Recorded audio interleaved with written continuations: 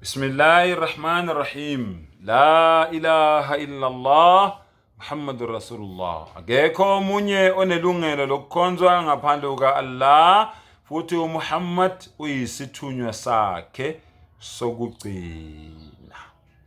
Namhlanje ngikhuluma ngobunye buka-Allah. Umlayezo obaluleke ukuyedlula yonke imilayezo eyake yaba khona emhlabeni. Exodus 20 verse 3. Ungabi nabanye onkulunkulu ngaphandle kwami. Ungazenzeli isithombe ezibaziweyo namfanekiso walutho okusezulwini phezulu nokusemhlabeni phansi nokusemanzini ngaphansi komhlaba. Ungazikhothameli, ungazikhonzi. Sikhuluma ngani? Ngomyalo wokuqala. Marko 12 verse 28 and 29. Kwase kusondela omunye wababhali wayebezwile bebuzana eqonda ukuthi wayebaphendule kahle, wambuza wathi, ngumuphi umyalo wokuqala na? Kuyo yonke imiyalo imuphi umyalo wokuqala? 29. uJesu waphendula wathi, okuqala ngokuthi yizwa Israyeli, inkosi uNkulunkulu wethu, inkosi yinye. Inkosi uNkulunkulu wethu, inkosi yinye. Inkosi uNkulunkulu wethu, inkosi yinye.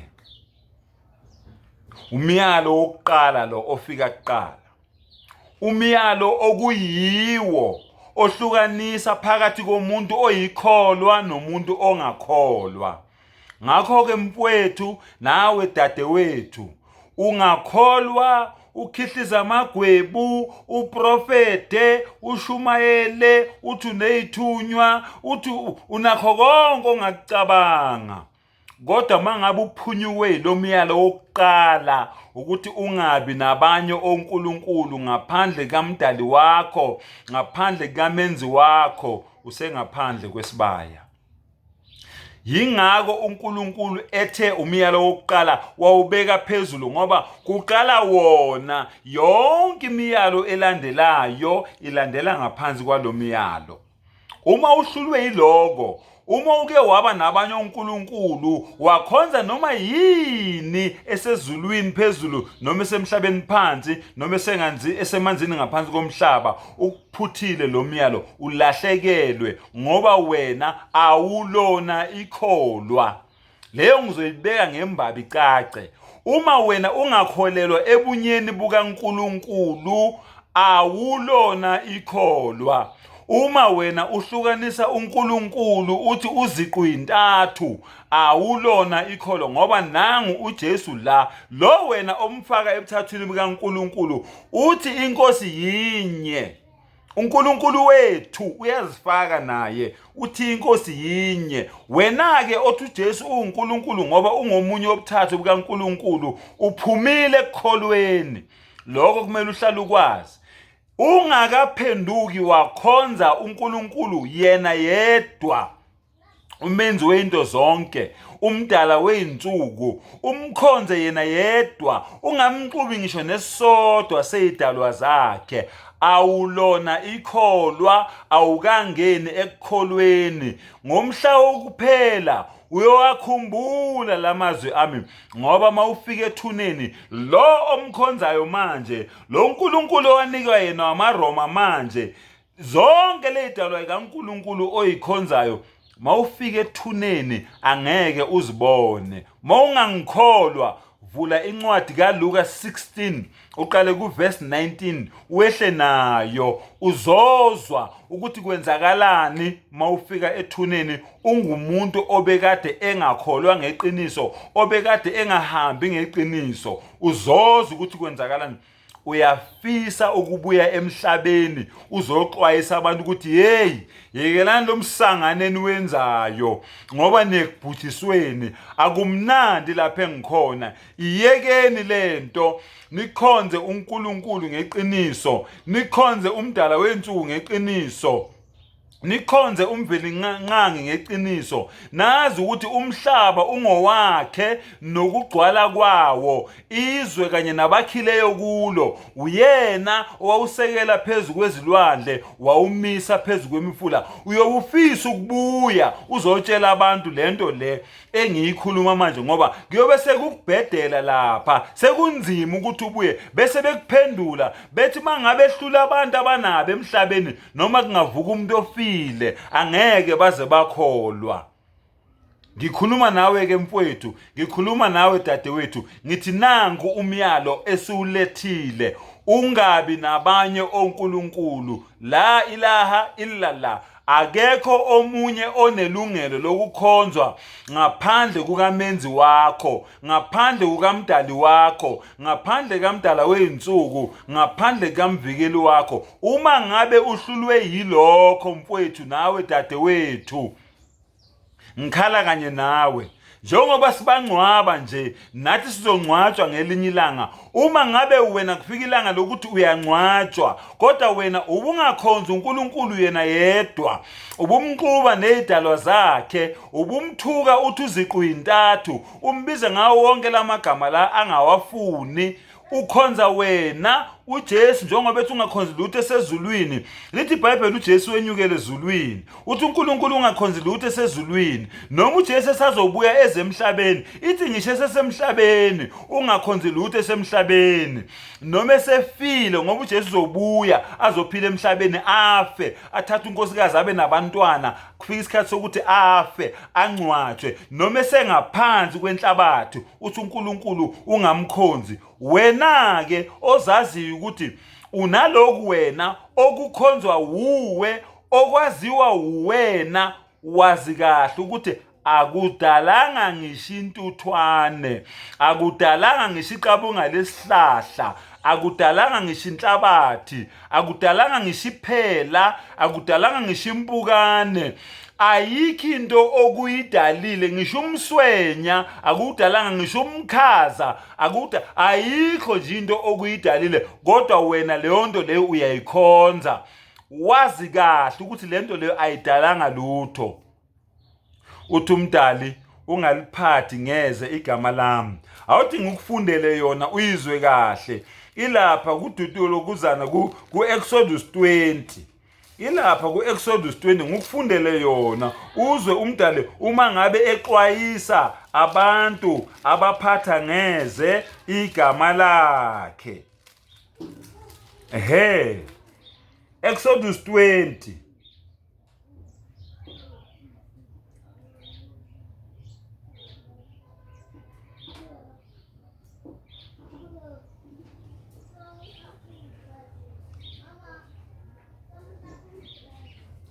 Exodus 20 verse 7. Ungaliphathi ngeze igama lami, noma ungaliphathi ngeze igama likaJehova uNkulunkulu wakho, ngokuba uJehova akayikumiyeka ophatha ngeze igama lakhe. Angeke aze akiyeke wena okhonza abanye onkulunkulu ubabize ngonkulunkulu. Wazi kahle ukuthi kwa wena bakudalanga. Uthi ngeke ngikiyeke, ungaliphathi ngeze igama lami.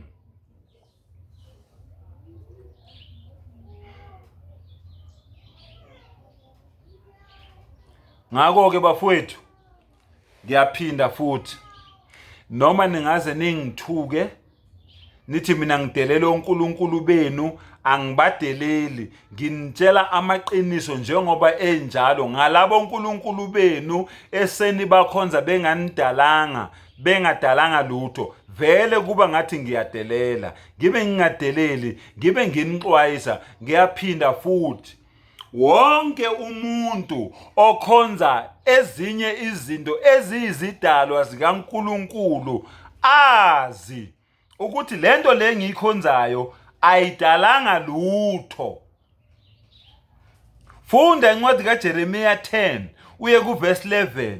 Uthi uNkulunkulu onkulunkulu abangadalanga zulu abangadalanga mhlaba ngelinye ilanga bayakubhujiswa labo onkulunkulu labo. Ngamanye amagama lo nkulunkulu lo omkhonzayo wena ongadalanga zulu ongadalanga mhlaba ngelinye ilanga uyobhujiswa ngene phansi kwenhlabathi, nasephansi kwenhlabathi uyoqhubeka abhujiswe futhi nangelanga lokwahlulelwa wena omkhonzayo uyobhujiswa kanye naye lo nkulunkulu wakho wena lo omkhonzayo. Niyobe ninonke naye esiqogweni umbuza ukuthi awungitshele uNkulunkulu wami ngoba ngangikuthembe kangaka wangidukiselani, athi musuku ngibhedela wena. Uyazi ngabe ngiyakuzwa ukuthi uthi wena ngakubamba ngesandla ngakudukisa, ngangidukisiwe nami ngangidukisiwe.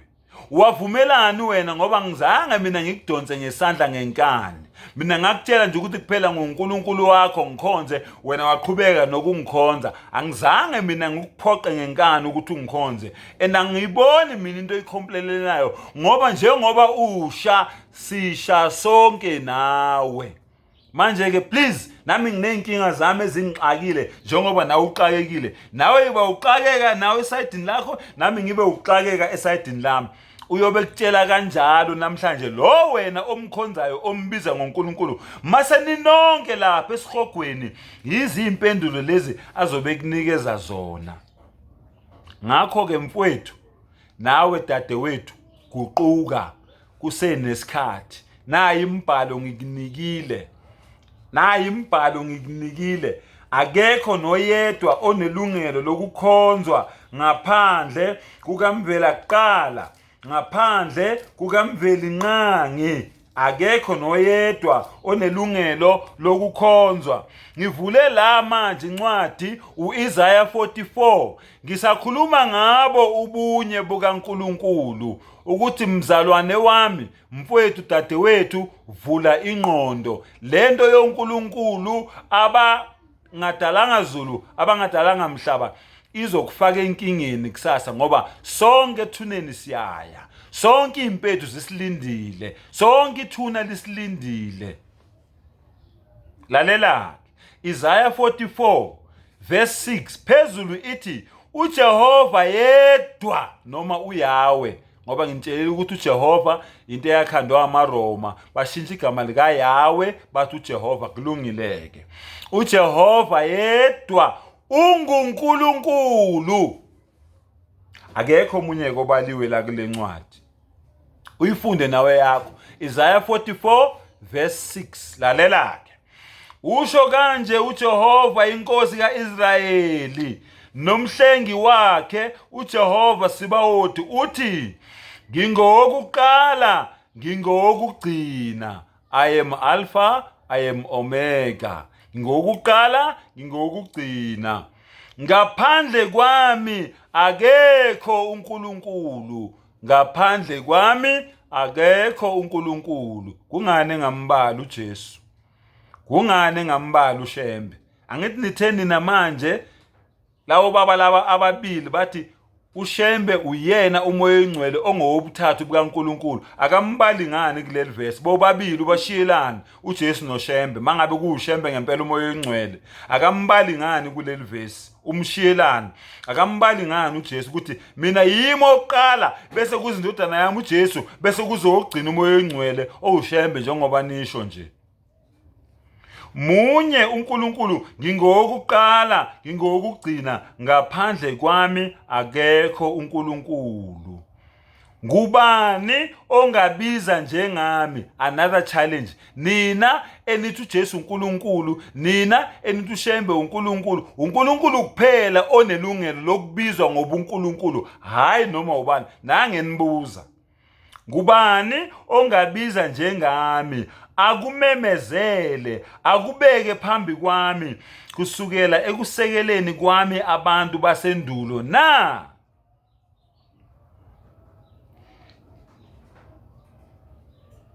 Lalela ke. Yebo, okuzayo nokuyakwenzeka mabakumemezele. Ningesabi.